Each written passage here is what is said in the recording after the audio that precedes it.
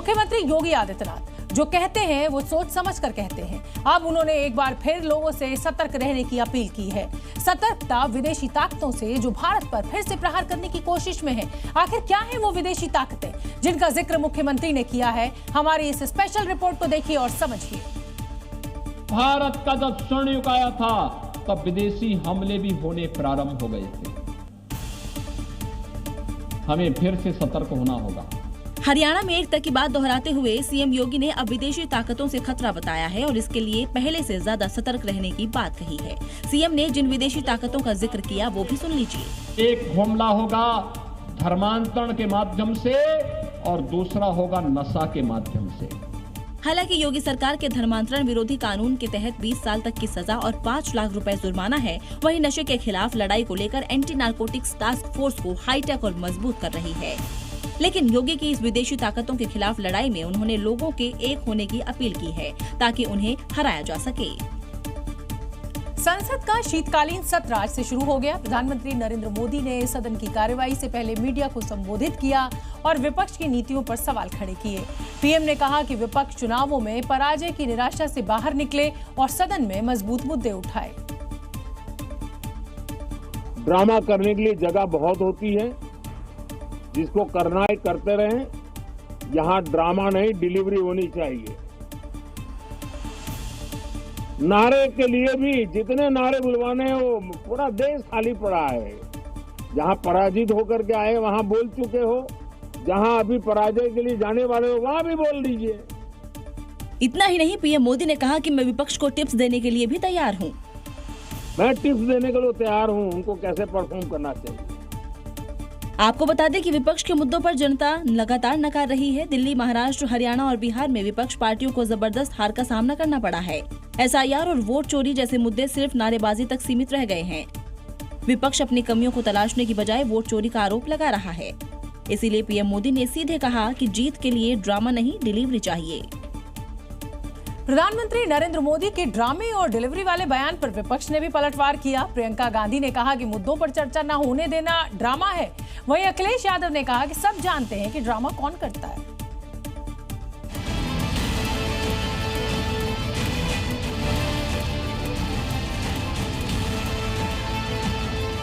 Speaking about issues, raising issues is not drama.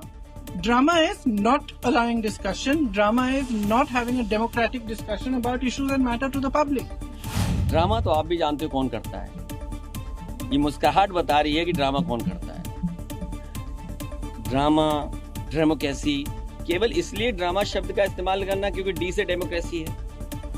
हम ये चाहते हैं कि सिंसियरिटी से काम हो। ऐसा है। अफसोस की बात है कि सत्ता पक्ष ने पूरे सदन को, पार्लियामेंट को, लोकतंत्र की मर्यादा को हाईजैक कर लिया है। मौलिक मुद्दों पर नहीं लड़के कट्टा, मंगलसूत्र, भैंस, मुजरा, ये प्राइम मिनिस्टर की गरिमा है। संसद के शीतकालीन सत्र के शुरू होने के साथ ही मुद्दों की गर्माहट अब दिखने लगी है। एक मुद्दा है कांग्रेस सांसद रेणुका चौधरी का बयान, क्योंकि कांग्रेस सांसद ने आज विवादित बयान देते हुए संसद में बैठने वालों की तुलना सांप और कुत्ते से कर दी। रेणुका चौधरी का विवादित बयान उस वक्त आया जब संसद पहुंचने के दौरान उनकी गाड़ी में कुत्ता नजर आया। जब उनसे सवाल किया गया तो वो भड़क गईं और संसद में बैठने वालों की तुलना जानवरों से कर दी। तो किस बात की चर्चा चल रही है? असली डसने वाले और काटने वाले पार्लियामेंट में बैठे हैं, सरकार चलाते हैं। नियम के मुताबिक संसद परिसर में जानवरों को नहीं ले जाया जा सकता और इसी को लेकर बीजेपी ने कांग्रेस सांसद के खिलाफ एक्शन की मांग की है। इस तरह का बयान दे रहे हैं, देश को शर्मसार कर रहे हैं, अपने खुद लोकतंत्र का पे कुठाराघात कर रहे हैं। और जिस तरह रेणुका चौधरी कुत्ता लेकर संसद पहुंची, फिर बयान दिया, ये तो पहले चोरी की फिर सीना जोरी वाली बात है। इस मुद्दे को बीजेपी ठंड के मौसम में ठंडा नहीं पड़ने देगी। कांग्रेस सांसद रेणुका चौधरी पहले तो नियमों को तोड़ती नजर आई और फिर सवाल करने पर वो नाराज भी हो गई। एक सांसद होने के नाते सबको नियमों की जानकारी भलीभांति होती है। नियम के मुताबिक दुनिया में कहीं भी संसद में पालतू जानवर आप नहीं ले जा सकते। हालांकि कुछ परिस्थितियों में परमिशन होती है। दृष्टि बाधितों के लिए गाइड डॉग ले जा सकते हैं, दिव्यांग लोग असिस्टेंट या सर्विस डॉग ले जा सकते हैं। संसद की जांच के लिए पुलिस डॉग ले जा सकती है और सुरक्षा के लिहाज से डॉग ले जाया जा सकता है। मुख्यमंत्री योगी आदित्यनाथ ने संभल को सनातन नगरी बनाने का प्लान अब तैयार कर लिया है। 423 करोड़ की लागत से संभल को टूरिस्ट प्लेस बनाने की तैयारी है। लेकिन योगी आदित्यनाथ का संभल के लिए ये सनातन प्लान समाजवादी पार्टी को कुछ खास पसंद नहीं आ रहा। सीएम योगी संभल को तीर्थ स्थल बनाने की तैयारी कर रहे हैं और समाजवादी पार्टी इस पर सियासत कर रही है। पहले आप संभल से समाजवादी पार्टी विधायक इकबाल महमूद का ये बयान सुनिए। तीर्थ स्थल है या जो है हमारे यहाँ मस्जिद जैसे होती है तो उसको अल्लाह का घर कहते हैं, तो तीर्थ स्थल है आपके यहाँ भी कुछ ना कुछ उसको कहते होंगे, तो उसका भगवान का घर है तो भगवान देखेगा उसको। तो जनता के लिए क्या कर रहा हो, उसकी सुविधा के लिए क्या कर रहा हो, कितने कॉलेज खोल रहा हो, कितनी यूनिवर्सिटी खोल रहा हो, कितने सड़कें बनवा रहा हो, कितने गरीबों को पैसा दे रहा हो, कितने किसानों को भला कर रहा हो। विधायक जी की जो ये कथन है ये संकीर्ण मानसिकता का परिचायक है। ऐसी स्थिति जब सपा का दौर था तब चला करती थी कि भाई बेरोजगारी की बात करें तो रोजगार दिया जाता था तो किसी एक समुदाय एक जाति को दिया जाता था। बता दें कि योगी सरकार ने संभल के लिए मास्टर प्लान तैयार किया है जिससे यूपी के शहर को फिर से उसके 24 कोसीय परिक्रमा और उसके ऐतिहासिक कुओं के विश्व विख्यात किया जा सके। उत्तर प्रदेश में पुलिस अपराधियों का यमराज रूपी काल बनी हुई है जो गुनाहों का हिसाब ऑन द स्पॉट करती है। फिर चाहे वो गौ तस्कर हो या फिर लुटेरे बदमाश, सबका इलाज उत्तर प्रदेश पुलिस बुलेट वाली पॉलिसी के तहत कर देती है। पिछले 4 शहरों में अपराधियों के खिलाफ तगड़ा एक्शन लिया है। योगी फोर्स की बुलेट पॉलिसी के तहत अपराधियों को दोबारा अपराध की राह पर चलने लायक नहीं छोड़ा जाता। यही है योगी राज का ऑपरेशन लंगड़ा। बदायूं में गौकशी के 50-50 हजार इनामी बदमाशों को पुलिस ने लंगड़ा कर दिया। पुलिस को गौकशी की योजना बनाने की सूचना मिली। चेकिंग के दौरान आरोपियों ने पुलिस पर फायरिंग कर दी। जवाबी कार्रवाई में दोनों बदमाशों के पैर में गोली लगी। गाजियाबाद में योगी फोर्स का अपराधियों पर एक्शन नॉनस्टॉप जारी है। पुलिस ने वाहन चोर आमिर को मुठभेड़ के बाद अरेस्ट किया। आरोपी पर 12 से ज्यादा मामले हैं। पुलिस ने आरोपी के पास से स्कूटी भी जब्त की। सहारनपुर में चोरी के आरोप में फरार चल रहे बदमाश को अस्पताल पहुंचा दिया। चेकिंग के दौरान आरोपी ने भागने की कोशिश की थी लेकिन वो भागते हुए बाइक समेत गिर गया। इसके बाद मुठभेड़ में पुलिस ने आरोपी को लंगड़ाने पर मजबूर कर दिया। उत्तर प्रदेश के कौशाम्बी में पुलिस ने स्पेशल ऑपरेशन चलाकर 28 वारंटी अपराधियों को पकड़ा और फिर लोगों में भय खत्म करने के लिए अपराधियों की परेड भी कराई। पुलिस ने मैसेज देने की यानी ये कहिए कि साफ साफ संदेश दिया कि अपराध की प्रदेश में कोई जगह नहीं। पुलिस की गिरफ्त में खड़े ये वही 28 वारंटी है जो अपराध करने के बाद फरार चल रहे थे। लेकिन योगी फोर्स ने स्पेशल ऑपरेशन कर अपराधियों को न सिर्फ पकड़ा बल्कि उनकी परेड भी निकाल दी। इस वारंटियों को गिरफ्तार किया गया है। गिरफ्तार करने के उपरांत उन्हें नियम संगत तरीके से विधिक कार्रवाई करते हुए माननीय न्यायालय के समक्ष पेश किया गया है।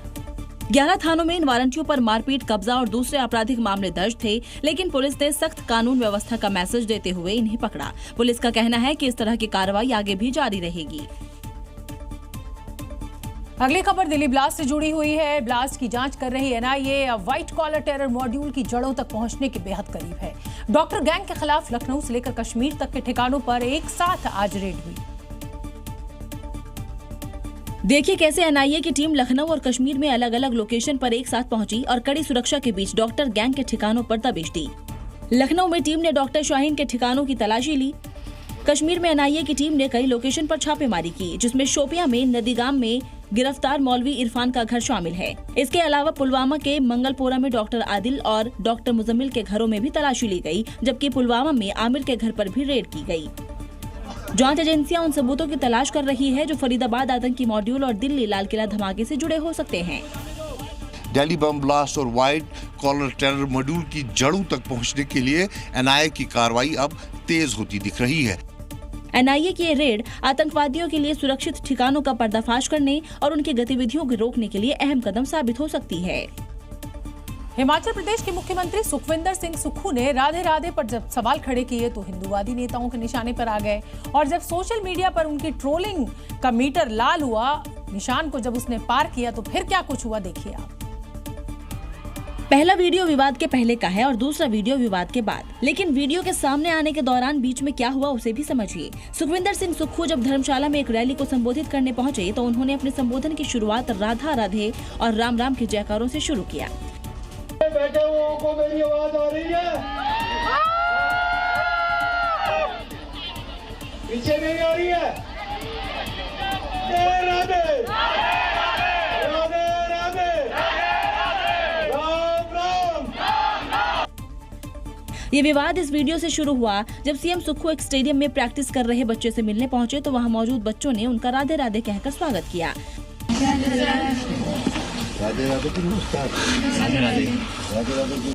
बस फिर क्या था, जैसे ही ये वीडियो वायरल हुआ हिमाचल के सीएम हिंदू संगठनों के निशाने पर आ गए। बिहार में नई सरकार बनने के बाद बुलडोजर एक्शन अब तेज हो गया है। राजधानी पटना ही नहीं, राज्य के अलग अलग हिस्सों में सम्राट का बुलडोजर गरज रहा है। इस बुलडोजर कार्रवाई के जरिए अवैध कब्जों पर बड़ा प्रहार हो रहा है और अवैध निर्माण को ध्वस्त कर दिया। देखिए, राजधानी पटना समेत पूरे राज्य में बुलडोजर कार्रवाई हो रही है। पटना के अलावा सीवान, हाजीपुर और कैमूर में भी अवैध निर्माण को बुलडोजर से तोड़ दिया गया। राजधानी पटना में जिलाधिकारी के निर्देश पर प्रशासन ने सड़क से अवैध कब्जों को हटाया। विधानसभा सचिवालय, चुनाव आयोग के ऑफिस और विकास भवन जैसी अहम इमारतों के पास से अतिक्रमण को हटाया गया। इस दौरान भारी पुलिस बल मौजूद रहा।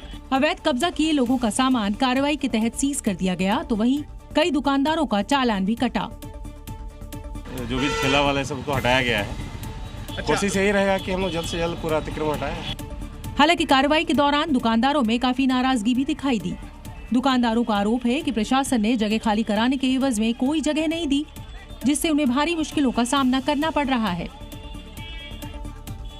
अगली खबर का रुख करेंगे। बिहार के 18वीं विधानसभा के पहले सत्र में नए चुने गए विधायकों ने शपथ ली। इस दौरान नवादा से जेडीयू विधायक ठीक से शपथ भी नहीं ले पाई और आखिर में टूटे फूटे शब्दों में अपनी शपथ को उन्होंने पूरा किया। बिहार विधानसभा के 18वें सत्र में आज नवनिर्वाचित विधायकों का शपथ ग्रहण हुआ। प्रोटेम स्पीकर के सामने सभी विधायकों ने सदन की सदस्यता की शपथ ली, लेकिन इस दौरान नवादा से जेडीयू विधायक विभा देवी शपथ पत्र ठीक से पढ़ भी नहीं पाई। मैं विभा देवी, मैं विधानसभा के सदस्य निर्वाचित हुई हूँ। वो बार बार अटकती रही। ईश्वर से शपथ लेती हूँ। विभा देवी शब्दों में उलझती नजर आई। अखंडता रखूंगी, मैं जिस पद को निवेदन करती हूँ। इसके बाद उन्होंने पास बैठी विधायक मनोरमा देवी से मदद मांगी। उनके प्रॉम्प्ट करने पर विभा देवी ने टूटे फूटे शब्दों में किसी तरह शपथ पूरी की। हालांकि ये विषय पूरे सदन में चर्चा का विषय बना।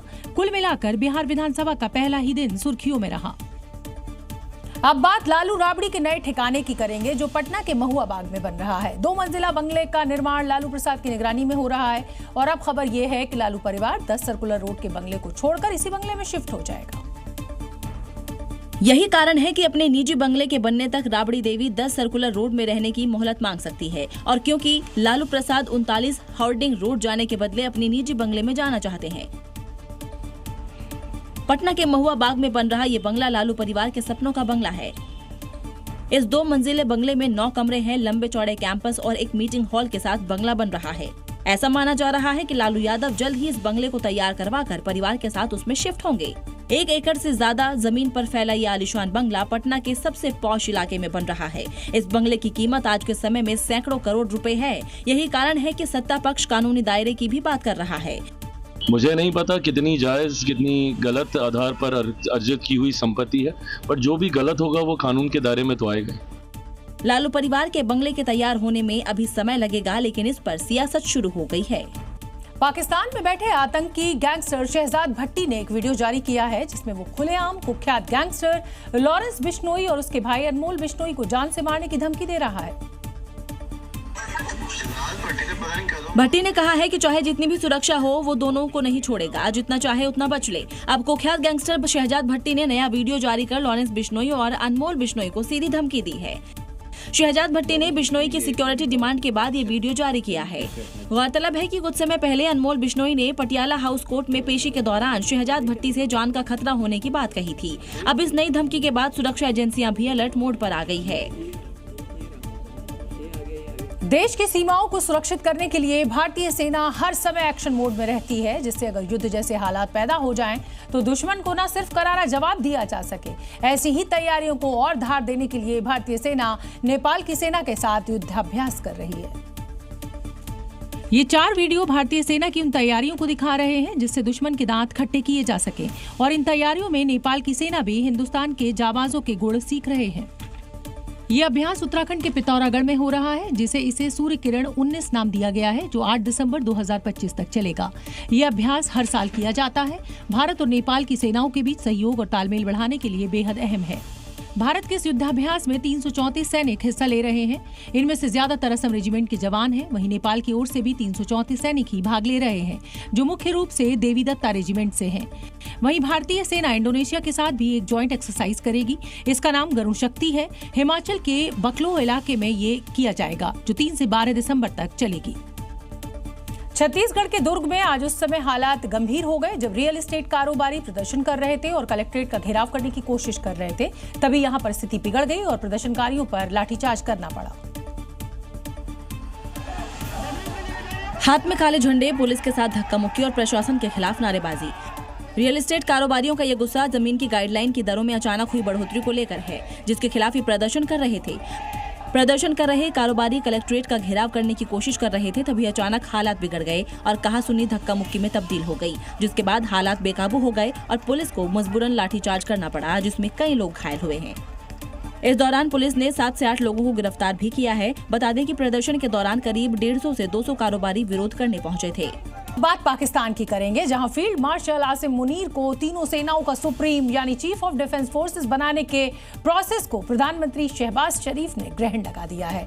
29 नवंबर को सीडीएफ का नोटिफिकेशन जारी होना था, लेकिन शहबाज 27 नवंबर को अनौपचारिक यात्रा पर लंदन पहुंच गए और मुनीर के सीडीएफ पद पर शहबाज का ग्रहण लग गया। जिसके बाद पाकिस्तान में अब ये कयास लगने लगे हैं कि शहबाज ने खुद को इस प्रक्रिया से इसलिए दूर कर लिया है ताकि उन्हें मुनीर की नई नियुक्ति वाले आदेश पर साइन न करना पड़े, क्योंकि रविवार रात को सेना प्रमुख के तौर पर मुनीर का कार्यकाल खत्म हो गया। मुनीर की नए पद पर तैनाती के लिए नोटिफिकेशन जारी होना था। मुनीर के लिए सीडीएफ यानी चीफ ऑफ डिफेंस फोर्सेस का पद बनाया गया।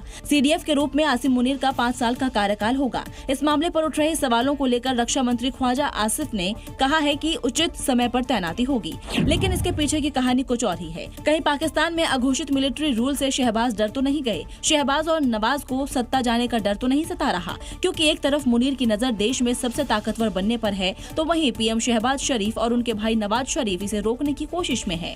इसके पीछे भी एक वजह है जो शहबाज और नवाज दोनों को डरा रही है। पाकिस्तान के एटीएम पर थैंक्स वाले मैसेज की जगह स्क्रीन पर अब मुनीर की तस्वीर दिखाई देती है। इससे लोग ये कहने लगे हैं कि कहीं मुनीर कायदे आजम तो नहीं बनना चाहते। उसकी वजह आपको इन 2 तस्वीरों में दिख जाएगी। पहली तस्वीर पाकिस्तान के कायदे आजम मोहम्मद अली जिन्ना की तस्वीर है, जो पाकिस्तान की करेंसी में छपी है। वहीं दूसरी तस्वीर पाकिस्तान के एटीएम स्क्रीन की है, जिसमें आसिम मुनीर की तस्वीर दिख रही है। क्योंकि ये बात दुनिया से छिपी नहीं है कि पाकिस्तान में सरकार से ज्यादा पावर सेना के पास है। सेना जिसे चाहती है सत्ता पर वही बैठता है। फील्ड मार्शल बनने के बाद मुनीर की ताकत में लगातार इजाफा हो रहा है और अब ऐसी तस्वीर सोशल मीडिया में वायरल हो रही है, जिसमें एटीएम से पैसे निकालते समय थैंक्स मैसेज की जगह पर स्क्रीन पर आसिम मुनीर की तस्वीर दिखाई देती है। इन्हीं सब वजहों से पीएम शहबाज शरीफ मुनीर को ज्यादा पावर देने से बच रहे हैं। पाकिस्तानी सेना और सरकार के विद्रोही गुट तहरीक-ए-तालिबान ने एक बार फिर से मुनीर की सेना को बड़ा नुकसान पहुंचाया है। टीटीपी ने पाकिस्तानी सेना के कॉन्वॉय पर घात लगाकर आज हमला किया और कई सैनिकों की जान इसमें चली गई। ये जलती हुई गाड़ियां और उनसे निकलती ऊंची ऊंची आग की लपटें पाकिस्तानी सेना पर बरपाए गए तहरीक-ए-तालिबान के कहर को बयां कर रही हैं। सड़कों पर मलबा है और पाकिस्तानी सेना का काफिला तबाह हो चुका है। इस भीषण हमले में पाकिस्तानी सेना के 13 जवानों की मौत हुई है, कई जवान घायल हैं। तहरीक-ए-तालिबान के आतंकियों ने यह हमला आजाद मंडी बाजार से गुजर रहे पाक आर्मी के काफिले पर किया। बताया जा रहा है कि ये मुनीर सेना का काफिला गुलाम खान बॉर्डर एरिया की तरफ जा रहा था। तहरीक-ए-तालिबान की नींव 2007 में आतंकी बेतुल्ला महसूद ने रखी थी, जिसने 13 विद्रोही गुटों के साथ इसे मिलकर बनाया। इसमें बड़ी संख्या में पाक सेना के विरोधी गुट भी शामिल हैं। बता दें 2001 में अमेरिका ने अफगानिस्तान पर हमला किया था। इस दौरान कई लड़ाके पाक के कबीलाई इलाकों में छिपे। तभी से ये आतंकी संगठन पाकिस्तानी सरकार के खिलाफ युद्ध छेड़े हुए है। पाकिस्तान के वजीर-ए-आजम और फील्ड मार्शल 2 धारी तलवार पर खड़े हुए हैं। एक तरफ पीटीआई है जिसने इमरान खान की रिहाई को लेकर 24 घंटे का अल्टीमेटम दिया है, तो दूसरी तरफ टीटीपी यानी तहरीक-ए-तालिबान है जिसके निशाने पर मुनीर की आर्मी है। मियाँ जी और फील्ड मार्शल के एक तरफ कुआं है तो दूसरी तरफ खाई, और शायद पाकिस्तान में गृह युद्ध होना तय है। पीटीआई ने तो अल्टीमेटम दिया है, लेकिन तहरीक-ए-तालिबान ने आतंकिस्तान को भस्म करने की कसम खाकर आगे बढ़ना शुरू कर दिया है। उसकी गवाही ये तस्वीरें हैं। टीटीपी ने खैबर पख्तूनख्वा प्रांत के बन्नू में पाक सेना के काफिले को निशाना बनाया। आजाद मंडी बाजार में हुए इस हमले में पाक सेना की गाड़ियां आग का गोला बन गई, जिसमें 10 से ज्यादा पाक सैनिक जहन्नुम पहुंच गए। मुनीर एंड आर्मी ने सपने में भी नहीं सोचा होगा कि ऐसा अटैक होगा, लेकिन तालिबान ने अपने मंसूबे जाहिर कर दिए हैं। तालिबान सिर पर कफन बांधे इस्लामाबाद की तरफ बढ़ चुका है, तो दूसरी तरफ रावलपिंडी में पीटीआई के अल्टीमेटम का काउंटडाउन खत्म होने वाला है। अगली खबर रूस की राजधानी मॉस्को से है। यहाँ एक कार में जोरदार धमाका हुआ है। विस्फोट के बाद इस कार में आग लग गई और आसपास अफरा तफरी मच गई। आग इतनी भीषण थी कि आसमान तक धुएं का गुबार उठता नजर आया। ये घटना न्यू मॉस्को के मॉस्कोवस्की शहर की है, जहाँ ग्रैंड मॉस्कोवस्की रिहायशी कॉम्प्लेक्स में खड़ी एक कार में आग लग गई। अचानक धमाका हुआ और आग ने विकराल रूप ले लिया। आसपास लोगों की भीड़ जमा हो गई। कार से उठती आग की लपटें दिखाई दी और जमीन से लेकर आसमान तक धुएं का गुबार उठता रहा। घटना की सूचना मिलते ही फायर ब्रिगेड की कई गाड़ियां मौके पर पहुंची। टीम ने आग पर काबू पा लिया, लेकिन कुछ ही सेकंड में फिर से आग भड़क उठी, जिसके बाद दोबारा रेस्क्यू ऑपरेशन शुरू किया गया। कार में धमाका कैसे हुआ, आग कैसे लगी, इसका खुलासा नहीं हुआ है, लेकिन गनीमत ये रही कि हादसे में कोई हताहत नहीं हुआ। और मॉस्को कार धमाके से जुड़ी हुई इस समय की बड़ी खबर आपको बता दें। कार धमाके में रूस के जाने माने वैज्ञानिक को उड़ाने की कोशिश की गई है। रूस के बड़े वैज्ञानिक की कार में धमाका हुआ है। धमाके के वक्त गनीमत ये थी कि ये साइंटिस्ट अपनी कार में मौजूद नहीं थे। रूस के बड़े सैन्य प्रोजेक्ट्स में शामिल है ये वैज्ञानिक, जिसको मारने की आज साजिश रची गई और इतना बड़ा धमाका हुआ। उत्तर प्रदेश में मुख्यमंत्री योगी के निर्देश के बाद बांग्लादेशी घुसपैठियों के खिलाफ सबसे बड़ा सर्च ऑपरेशन चलाया जा रहा है। औद्योगिक क्षेत्र और स्लम बस्तियों में रह रहे लोगों के कागजात की जांच हो रही है। जैसा कि तस्वीरों में साफ साफ दिख रहा है कि पुलिस के अधिकारी लोगों के कागजात की जांच कर रहे हैं। लखनऊ में सीएम योगी के निर्देश के बाद अवैध तरीके से रह रहे बांग्लादेशी और रोहिंग्या के खिलाफ जांच अभियान तेज हो गया है। एक एक कागजात की जांच की जा रही है। और यहाँ पर पुलिस के जो आला अधिकारी हैं, वो आधार कार्ड से लेकर सभी जो आईडी कार्ड है वो यहाँ पर चेक किए जा रहे हैं। जांच के दौरान झुग्गियों में रह रहे लोगों के पास असम के बने दस्तावेज मिले हैं। अब यूपी पुलिस असम पुलिस से इनके दावों की जांच करा रही है। असम के कामरूप डिस्ट्रिक्ट के कुछ कार्ड्स मिले हैं। ये यहाँ पे बारपेटा डिस्ट्रिक्ट के कार्ड्स मिले हैं। अगर दस्तावेज वैध नहीं पाए गए तो उनके खिलाफ कार्रवाई तय है। पहले डिटेंशन सेंटर भेजा जाएगा, फिर वो जहां के निवासी हैं उन्हें वहां डिपोर्ट कर दिया जाएगा। राज्य में घुसपैठ की बढ़ती शिकायत को देखते हुए ये अभियान चलाया जा रहा है। लखनऊ से इस समय की बड़ी खबर बता दें। मुख्यमंत्री योगी आदित्यनाथ के आवास पर इस समय एक बड़ी बैठक हो रही है। संघ के नेताओं के साथ योगी आदित्यनाथ की ये बैठक, यहाँ पर बीएल संतोष, अरुण कुमार मौजूद हैं। प्रदेश अध्यक्ष भूपेंद्र चौधरी भी मौजूद हैं। संगठन में फेरबदल की चर्चा इस बैठक के चलते तेज हो गई है। लखनऊ से इस समय की ये बड़ी खबर आपको बता रहे हैं हम। अगली खबर का रुख करेंगे। एक तरफ एसआईआर को लेकर पूरे देश में सियासी घमासान मचा हुआ है, तो वहीं दूसरी तरफ जिन राज्यों में एसआईआर चल रहा है वहां फर्जी वोटर्स का खुलासा भी हो रहा है। उत्तर प्रदेश के उन्नाव में एक पते पर 45 वोटर्स के नाम दर्ज थे। असलियत में वहां 3 ही वोटर मिले। 42 ऐसे लोग थे जिन्हें कभी पड़ोसियों ने देखा ही नहीं, तो एसआईआर ने 42 भूतों को भगा दिया। जगह यूपी का उन्नाव, बूथ पूरन नगर, मकान संख्या 57। ये बताना इसलिए जरूरी था क्योंकि इस पते पर 1-2 नहीं बल्कि 45 वोटर रजिस्टर हैं और अब एसआईआर के दौरान बीएलओ इन लोगों की पड़ताल करने पहुंचे तो चौंक गए। बीएलओ राजीव त्रिपाठी ने आसपास के लोगों से पूछा कि आप इनमें से किसी को जानते हैं, तो हर इंसान ने मना कर दिया। अरे हमने बहुत मतलब आसपास वालों से पूछा भी, भैया आप इनको जानते हो, चेहरा देखा है कभी? तो उन्होंने कहा हम नहीं देखे। फिर ढूंढते रहे, हो सकता किराएदार रहे हो, कभी रहे हो, चले गए हो, जो भी देखे कहे नहीं ये नहीं। बीएलओ को उस पते पर 45 में से केवल 3 लोग ही मिले। बाकी 42 लोगों को बीएलओ खोजने में असमर्थ रहे। एसआईआर को लेकर भले ही सियासी संग्राम छिड़ा हो, लेकिन एक बात तो साफ है कि फर्जी वोटर्स का खेल अब ज्यादा दिन तक नहीं चल पाएगा। अगली खबर छत्तीसगढ़ से, जहां रायपुर में एसआईआर के चलते 20 सड़क पर हंगामा खड़ा हो गया। एक महिला ने फॉर्म में देरी की वजह से महिला बीएलओ से ही मारपीट कर ली। मारपीट का वीडियो अब सोशल मीडिया पर खूब वायरल हो रहा है, जिसमें आप देख सकते हैं कैसे एक महिला बीएलओ के साथ बदसलूकी कर रही है। साड़ी खींचकर महिला बीएलओ के साथ मारपीट कर रही है। दूसरी महिला ने छुड़ाने की कोशिश की तो उसके साथ भी गाली गलौज करने लगी। हाँ, इसको अंदर करवाएंगे। बीएलओ को मार रहे हो ना, बीएलओ को मारे हो ना, अंदर करवा, इसको अंदर करवा, सर इसको अंदर करवा। सर इसको अंदर करवाओ। इतना ही नहीं, एक शख्स ने महिला को रोकने की कोशिश की तो उसे चप्पल लेकर दौड़ा दिया। ये पूरा मामला रायपुर के काली माता वार्ड का है, जहां एक महिला बीएलओ से एसआईआर फॉर्म घर पहुंचाने की मांग कर रही थी। फॉर्म मिलने में देरी होने पर महिला ने पहले गाली गलौज किया, फिर मारपीट करने लगी। फिलहाल अब तक इस मामले की शिकायत किसी पक्ष ने नहीं कराई, लेकिन बीएलओ के साथ हुई इस घटना को लेकर कर्मचारियों में आक्रोश है।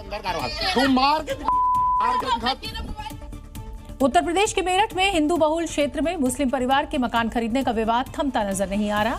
गुरुद्वारे के बाहर कुछ असामाजिक तत्वों ने मांस के टुकड़े फेंके और इसके बाद लोगों ने यहां हंगामा शुरू कर दिया। हालांकि पुलिस तत्काल मौके पर पहुंची, अज्ञात लोगों के खिलाफ एफआईआर दर्ज की। अब पुलिस आसपास के सीसीटीवी खंगाल रही है। पुलिस अब उन आरोपियों की तलाश कर रही है, उन असामाजिक तत्वों की तलाश कर रही है जिन्होंने माहौल बिगाड़ने का प्रयास जो था वो किया था। एहतियात के तौर पर गुरुद्वारा के पास सुरक्षा बढ़ा दी गई। चप्पे चप्पे पर पुलिसकर्मी है। दरअसल हिंदू इलाके में मुस्लिम परिवार ने मकान खरीदा है, जिसका स्थानीय लोग विरोध कर रहे हैं। इसी दौरान माहौल बिगाड़ने के लिए असामाजिक तत्व गुरुद्वारा के पास मांस फेंक कर फरार हो गए। माहौल बिगाड़ने वाले शायद भूल गए कि यहाँ उनकी काल योगी फोर्स तैनात है, जो इस तरह की हरकत करने वालों के लिए यमराज बनकर खड़ी है। और अब बात उत्तर प्रदेश के अलीगढ़ की करेंगे, जहां दावत वलीमा में बीफ कोरमा के काउंटर पर जमकर बवाल खड़ा हो गया। और इतना ही नहीं, कई थानों की पुलिस ने मौके पर पहुंचकर हालात को संभाला। केटरर समेत 3 को हिरासत में लिया गया है। दरअसल अलीगढ़ के जवां चेयरमैन का बेटा भी इस दावत में शामिल हुआ था। जब उसने एक स्टॉल पर बीफ कोरमा का बोर्ड मिला तो दोस्तों के साथ मिलकर वो वीडियो बनाने लगा। तभी वहां मौजूद लोग विरोध करने लगे। इसके बाद वहां पर बवाल शुरू हो गया। आनन फानन में मौके पर पुलिस पहुंची।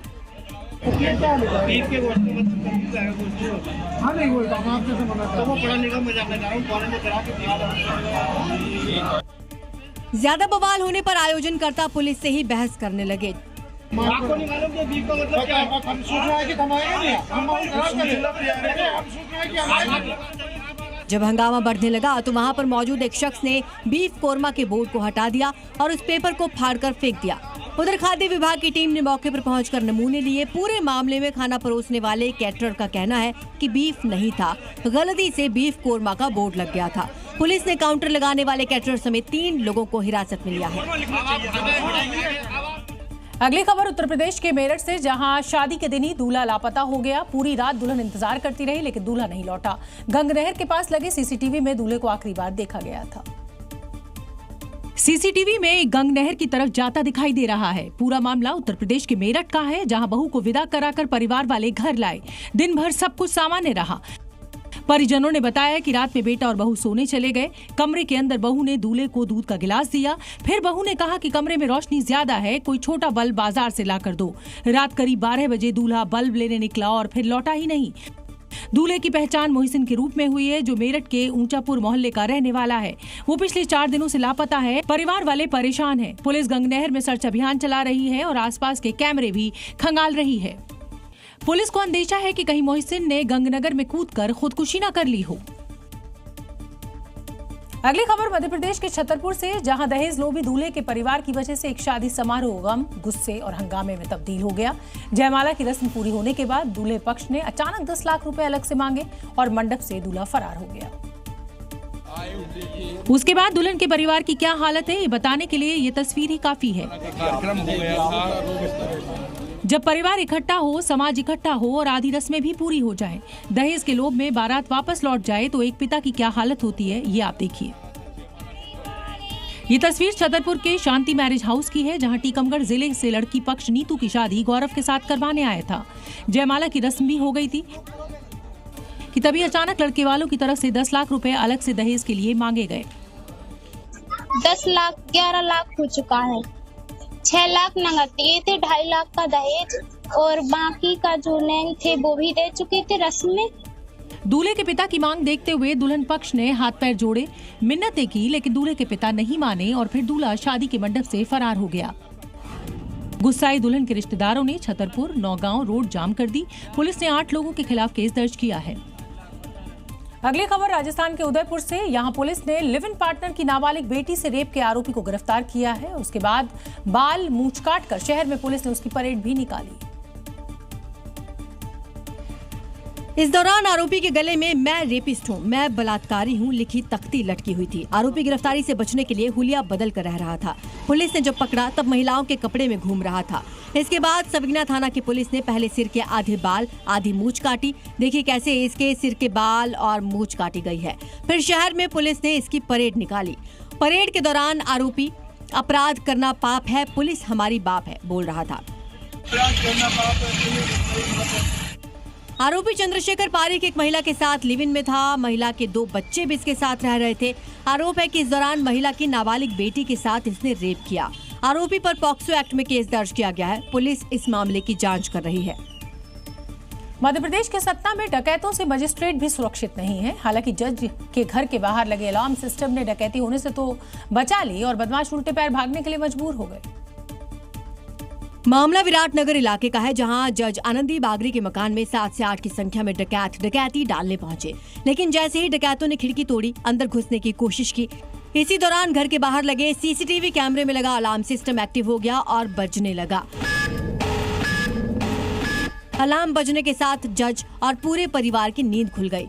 डर के मारे सारे डकैत भाग खड़े हुए। डकैतों के अंदर घुसने से लेकर भागने तक की तस्वीर सीसीटीवी में कैद हो गई। अलार्म की वजह से बड़ी वारदात होने से बच गई, लेकिन कानून व्यवस्था पर जरूर सवाल खड़े हो गए हैं। हालांकि पुलिस ने सीसीटीवी के आधार पर आरोपियों की तलाश शुरू कर दी है। मध्य प्रदेश के रायसेन में एक पुल अचानक भरभरा कर ढह गया। हादसे के वक्त पुल से गुजर रही स्कूटी और मोटरसाइकिल इसमें नीचे जा गिरी और कई लोग घायल हो गए। पुल गिरने से यातायात भी पूरी तरह से ठप हो गया। ये हादसा उस समय हुआ जब पुल पर मरम्मत का काम चल रहा था। इसी दौरान पुल के ऊपर से गुजर रही ये मोटरसाइकिल और स्कूटी नीचे जा गिरी, जिन पर सवार 4 लोग गंभीर रूप से घायल हो गए। पुल के नीचे निर्माण कार्य में लगे मजदूरों ने पुल को गिरते देख समय रहते भागकर अपनी जान बचा ली। गनीमत रही कि कोई मजदूर मलबे में नहीं दबा। इसलिए देखिए हादसे के बाद कैसे लोगों की भीड़ जमा हो गई। पुल के धराशायी होने से आवागमन पूरी तरह ठप हो गया। जानकारी मिलने के बाद 2 बुलडोजर की मदद से प्रशासन ने मलबे को हटाने का काम किया। जानकारी के मुताबिक पुल साल 1980 में बना था। पुल जर्जर हो चुका था और लगातार भारी वाहनों के गुजरने से देखते ही देखते ये पुल धराशायी हो गया। अगली खबर पश्चिम बंगाल के जलपाईगुड़ी से, जहां प्लास्टिक गोदाम में भीषण आग लगी और देखते ही देखते पूरा का पूरा गोदाम, यहां रखा लाखों का सामान जलकर खाक हो गया। घंटों की मशक्कत के बाद इस आग पर काबू पाया गया।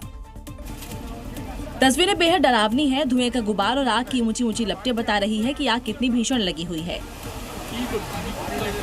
धुएं का घना बादल दूर तक दिखाई दे रहा है और आसपास के क्षेत्रों में दहशत फैल गई। प्लास्टिक बेहद ज्वलनशील होता है, इसलिए आग काफी तेजी से फैली। आग इतनी तेजी से फैली कि देखते ही देखते गोदाम में रखा लाखों रुपए का सामान जलकर खाक हो गया। सूचना के बाद फायर ब्रिगेड की कई गाड़ियां मौके पर पहुंची और कड़ी मशक्कत के बाद आग पर काबू पा लिया। आग लगने के कारणों का अभी पता नहीं चल पाया है, लेकिन आशंका जताई जा रही है कि आग शॉर्ट सर्किट से ही लगी है।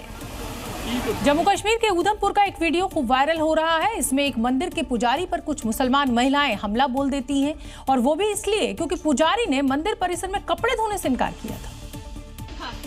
अब आओ मंदिर के अंदर आ जाओ। ये देखो ऐसे दूसरे समुदाय के लोग आके यहाँ पर इस तरह की हरकतें कर रहे हैं। मैं पुजारी हूँ इस मंदिर का। तुम बाप ये क्या बात कर रहे हैं? तो आप यहाँ पर कपड़े क्यों धो रहे हैं? दरअसल पुजारी ने इन दूसरे समुदाय की महिलाओं से सिर्फ कपड़े धोने को मना किया था, लेकिन पानी लेने के लिए नहीं। लेकिन देखिए कैसे ये महिलाएं पुजारी पर हमला कर देती है। वीडियो सामने आने के बाद कई स्थानीय लोगों ने नाराजगी जताई, जिसके बाद महिला के परिवार वालों ने मंदिर पहुंचकर पुजारी और हिंदू समुदाय से माफी मांगी। तो गलती करी है बच्चे करी है गलती यार मैं खाना भी जरूर माफी दे अगे वास्ते आशा ऐसी की गंदी हरकत नहीं करते और आगे वास्ते ऐसा किया जाए थे कोई इसे कपड़े धोने नहीं आवे गंद कौन। उत्तर प्रदेश के गोरखपुर से एक हादसे का सीसीटीवी फुटेज सामने आया है। यहाँ हॉस्पिटल में तेज रफ्तार बोलेरो कार सीधे पार्किंग में घुस गई और कई वाहनों को क्षति पहुंचाई। हादसे के बाद पार्किंग में अफरा तफरी मच गई। सीसीटीवी में साफ दिख रहा है अस्पताल की पार्किंग में शांति का माहौल है। कई बाइक कतार में है, आसपास कुछ लोग भी खड़े हैं। तभी अचानक तेज रफ्तार बोलेरो एंटर करती है और बिना रुके एक के बाद एक बाइक को कुचलते हुए आगे बढ़ जाती है। बोलेरो ने करीब 16 दोपहिया वाहनों को पूरी तरह क्षतिग्रस्त कर दिया। लोगों को कुछ समझ आता उससे पहले ही गाड़ी दनादन बाइक को कुचलते हुए आगे निकल गई। देखिए, एक शख्स तो अपनी बाइक के पास खड़ा था, कार की टक्कर से वो बाइक के साथ गिर गया। पास खड़े लोग इधर उधर भागते रहे। हालांकि गनीमत रही कि कोई जनहानि नहीं हुई। लेकिन कुछ सेकंड का ये मंजर इतना खौफनाक था कि पूरे अस्पताल में भगदड़ मच गई। अस्पताल के कर्मचारियों ने ड्राइवर को पकड़ा और पुलिस के हवाले कर दिया। उत्तर प्रदेश के संत कबीर नगर से चोरी की वारदात सामने आई है। यहाँ चोर ने किराने की दुकान का ताला तोड़कर लाखों रुपए पर हाथ साफ कर दिया। चोरी की ये पूरी वारदात सीसीटीवी में कैद हुई है। वीडियो में देखिए कैसे नकाबपोश चोर दबे पांव आता है, बड़ी ही सावधानी से ताला तोड़ता है और दुकान में दाखिल हो जाता है और देर रात बड़ी चोरी की वारदात को अंजाम देता है। नकाबपोश चोर गले में रखे करीब 5 लाख रुपए नगद समेत बाकी कीमती सामान बैग में भरकर फरार हो गया और दरवाजे के पास कुछ भारी सामान सटाकर रख दिया ताकि दरवाजा बंद रहे। सुबह जब व्यापारी दुकान के पास पहुंचे तो देखा कि दरवाजे की सिटकनी और गल्ले का ताला टूटा हुआ था। अंदर रखा सारा कैश और सामान गायब मिला। इसके बाद तुरंत पुलिस को सूचना दी गई। पुलिस सीसीटीवी फुटेज खंगाल रही है और नकाबपोश चोर की तलाश में जुट गई। जम्मू कश्मीर और लद्दाख में कड़ाके की ठंड ने अब लोगों की मुश्किलें बढ़ा दी हैं। ऊंचाई वाले इलाके बर्फ की सफेद चादर से ढक गए हैं और मैदानी इलाकों में घना कोहरा छाया हुआ है। सड़कों पर बर्फ की सफेद चादर और वाहनों की लंबी कतारें जनजीवन पर बुरा असर डाल रही हैं। ये खूबसूरत नजारा जोजिला दर्रा का है। यहाँ सीजन की पहली बर्फबारी हुई तो तापमान सामान्य से काफी नीचे पहुँच गया और ठंड और ज्यादा बढ़ गई। यहाँ सड़क पर बर्फ की मोटी परत जम गई है। लगातार गिरती बर्फ के बीच सड़कें फिसलन भरी हो गई है और वाहनों की लंबी कतारें लगी हुई है। गाड़ियों के वाइपर लगातार चल रहे हैं, लाइटें ब्लिंक कर रही हैं और गाड़ियों पर भी बर्फ बिछ चुकी है। बर्फ से ढकी सड़कें और गिरती बर्फ एक तरफ पर्यटकों को बेहद खूबसूरत नजारा दे रही है तो दूसरी तरफ हड्डी कपाने वाली ठंड भी लोगों की परेशानी बढ़ा रही है। मौसम विभाग के मुताबिक आने वाले दिनों में ठंड और बढ़ने वाली है। उत्तर प्रदेश के बिजनौर में अमानगढ़ टाइगर रिजर्व का एक वीडियो सोशल मीडिया पर खूब वायरल हो रहा है और इसकी वजह है गजराज का गुस्सा। जी हां, गजराज को इतना गुस्सा आ गया कि जिप्सी के पीछे ही दौड़ने लगा। वीडियो में देखा जा सकता है कि टाइगर रिजर्व में सैर कर रहे पर्यटकों की जिप्सी के पीछे अचानक एक विशाल टस्कर हाथी दौड़ पड़ा। पर्यटकों ने जैसे ही ये नजारा देखा तो उनके होश उड़ गए। वो ड्राइवर को जिप्सी की स्पीड बढ़ाने के लिए कहने लगे। हाथी को अपनी तरफ आते देख जिप्सी में बैठे पर्यटकों की घबराहट साफ दिखाई दी। जिप्सी के अंदर अफरा तफरी मच गई। पर्यटक बार बार चिल्लाते हुए कह रहे थे। हालांकि जिप्सी ड्राइवर ने घबराए बिना तेजी से जिप्सी को आगे बढ़ाते हुए गुस्सैल हाथी से सुरक्षित दूरी बना ली और पर्यटकों को सुरक्षित रखा। ये वीडियो अब सोशल मीडिया पर वायरल हो गया, जिसे देखकर कहना गलत नहीं होगा कि जंगल में सफारी रोमांच के साथ खतरा भी लेकर आती है। ये थी खबरें 7 बजे की। कल फिर होगी बात पते की। नमस्कार।